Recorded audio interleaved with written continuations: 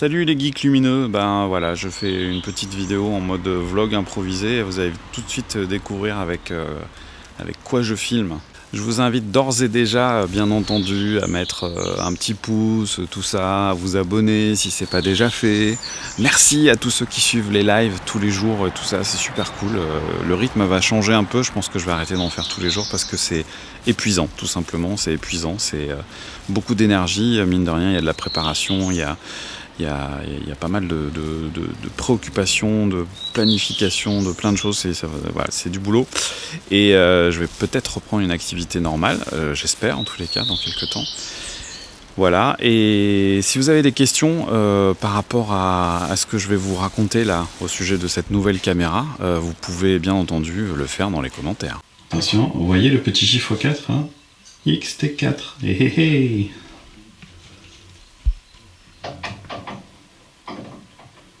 Premier vlog avec le Fuji X-T4.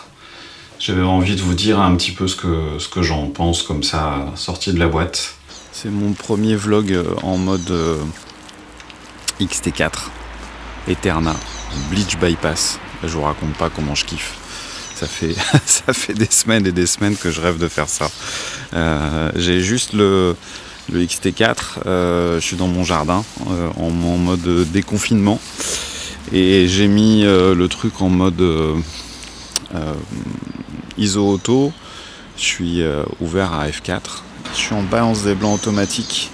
Et je suis très heureux de tester ce petit joujou qui a l'air de combler les petits détails qui me manquaient sur le XT3. Voilà, je suis en autofocus en mode détection de regard. Et je vois qu'il détecte, je change de main, tiens, pour voir. Voilà, il détecte bien mon regard en tous les cas. Je vais poster cette vidéo telle qu'elle. Je pense que voilà, je vais tester ce XT4 en long, en large et en travers. Et vous dire très vite ce qu'il en est.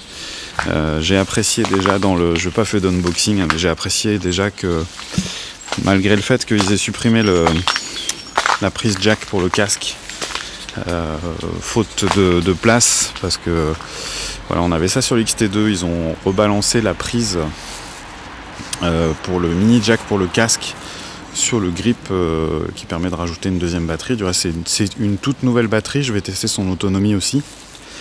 Ils ont quand même mis un petit adaptateur USB-C vers mini jack dans la boîte, ce que je trouve plutôt bienvenu. Je vais voir tout de suite ce que ça donne et si c'est efficace. Voilà. Alors voilà le petit accessoire. Donc là on a de l'USB-C d'un côté et on a mini jack de l'autre. Hop. Bon ben ça marche, hein. Le son est clean.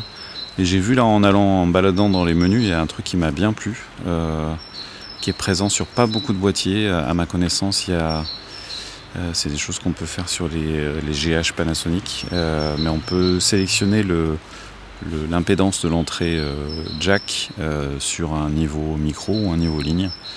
Moi qui fais de la captation de concert et qui ai tendance de temps en temps à vouloir me brancher sur les sorties de console, je trouve ça très bienvenu. Bravo. Donc voilà, c'est pas du tout une review, c'est un premier contact avec ce XT4, histoire que vous ayez quelques infos concernant ce nouveau boîtier. Je trouve que voilà, en termes de rapport qualité-prix, dans cette gamme de prix, ça va faire mal. Un petit vlog en mode simulation de film Astia, c'est pas mal, non?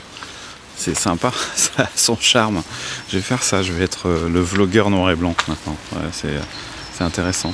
Est-ce que ça va permettre de consommer moins de bandes passantes avec ma connexion 4G qui merde dans mon jardin? Ah, je vais vous montrer, pendant que j'y suis, ceux qui me suivent en live, ça va vous faire rire, je vais vous montrer mon installation 4G pour choper un petit peu d'internet. Je rappelle que j'habite à 2 km du centre-ville de Montpellier et à, je sais pas, à vol d'oiseau, je dois être à 150-200 mètres de l'émetteur 4G. Donc voilà, je vous montre.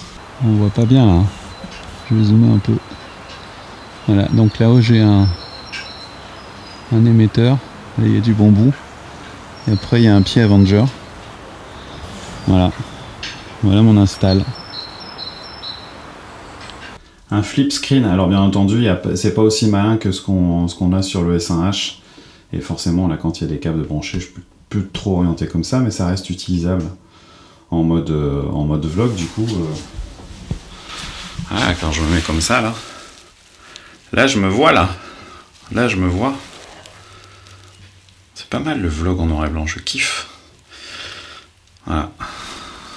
Et le son est donc pris avec un Deity que j'aime beaucoup parce qu'il a un niveau de sortie qui est assez élevé, ce qui compense la faiblesse de certains les préamplis de certains boîtiers. Bon là, l'autofocus est un peu là. Ah non, il le trouve, hein, mon œil, hein, malgré le fait qu'il soit caché. Ça marche, hein. Je vous dis salut les geeks lumineux, à tout bientôt pour une nouvelle vidéo. Allez voir mes confis live, c'est une source d'information assez intéressante je trouve. Prenez soin de vous, à bientôt.